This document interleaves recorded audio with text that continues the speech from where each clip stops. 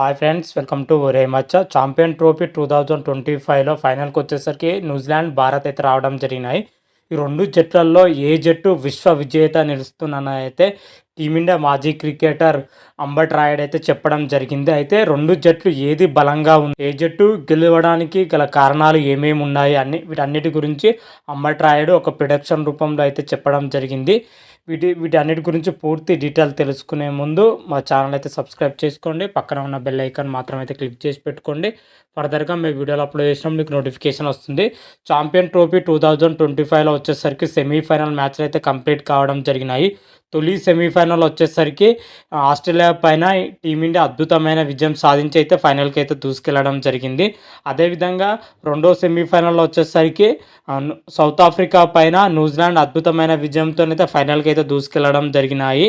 ఈ రెండు జట్లు ఫైనల్లో తలబడుతుంది. భారత్ వర్సెస్ న్యూజిలాండ్ మధ్య ఫైనల్ 4 అయితే చాలా అంటే చాలా రసవత్తంగా సాగే అవకాశం అయితే కనిపిస్తుంది. ఫైనల్ మ్యాచ్ వచ్చేసరికి మార్చి 9న దుబాయ్ వేదిక అయితే జరగబోతుంది. ఇప్పటికీ ఈ రెండు జట్లు వచ్చేసరికి గ్రూప్ దశ మ్యాచ్లో అయితే తలపడ్డాయి. ఈ మ్యాచ్లో వచ్చేసరికి టీమిండియా అద్భుతమైన విజయం అయితే సాధించడం జరిగింది. మరోసారి ఫైనల్ మ్యాచ్లో గెలిచి విశ్వ విజేత నిలవాలనేది టీమిండియా భావిస్తుంది. అదేవిధంగా గ్రూప్ దశ మ్యాచ్ రివెంజ్ తీర్చుకోవాలని అయితే న్యూజిలాండ్ భావిస్తుంది. ఓవరాల్గా చూసుకుంటే ఇరు జట్ల మధ్య ఓవర్ జరిగే అవకాశం అయితే కనిపిస్తున్నాయి.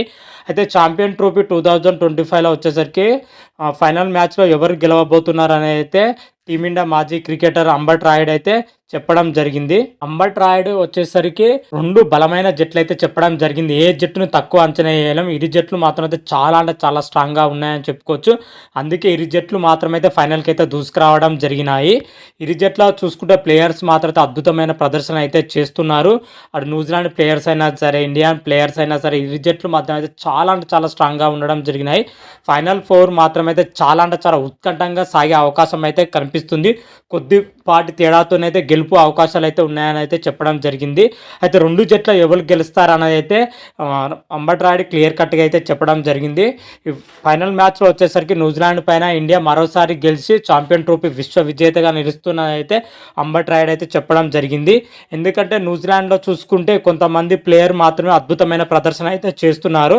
వాళ్ళకి మెయిన్గా లోయర్ ఆర్డర్లో కానీ మిడిల్ ఆర్డర్లో కానీ ముగ్గురు ప్లేయర్లు మాత్రమే రాణిస్తున్నారు. మిగతా ప్లేయర్ కాన్స్టెంట్గా అయితే రాణించడం లేదు. అది కొంచెం పాటి దెబ్బ కొట్టే అవకాశం ఉన్నట్లుగా అయితే అంబట్ రాయుడు అయితే చెప్పడం జరిగింది. అదేవిధంగా మరి టీమిండియా విషయానికి వచ్చినట్టయితే టీమిండియాలో ఉన్న 11 మంది ప్లేయర్ అద్భుతమైన ప్రదర్శన అయితే కనబరుస్తున్నారని చెప్పుకోవచ్చు. టాప్ ఆర్డర్ అయినా, మిడిల్ ఆర్డర్ అయినా, లోయర్ ఆర్డర్ బ్యాట్మెన్ అయినా కానీ నెక్స్ట్ లెవెల్లో రాణిస్తున్నారు. అదేవిధంగా బౌలింగ్లో కూడా నెక్స్ట్ లెవెల్లో రాణిస్తున్నారని చెప్పుకోవచ్చు. నెక్స్ట్ లెవెల్లో రాణిస్తున్నారు కాబట్టి ఫైనల్ మ్యాచ్లో టీమిండియా విజయం సాధిస్తుందని అయితే కళాఖండిగా అయితే చెప్పడం జరిగింది. అదేవిధంగా ఇరు జట్ల బౌలర్ల విషయాన్ని కూడా ఎక్స్ప్లెయిన్ చేయడం జరిగింది. ఇరు జట్లలో వచ్చేసరికి స్పిన్నర్లు మాత్రమైతే నెక్స్ట్ లెవెల్లో ఉన్నారు.